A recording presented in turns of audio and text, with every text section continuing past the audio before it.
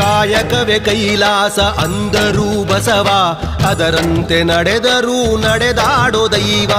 ಕಾಯಕವೇ ಕೈಲಾಸ ಅಂದರೂ ಬಸವ, ಅದರಂತೆ ನಡೆದರೂ ನಡೆದಾಡೋ ದೈವ.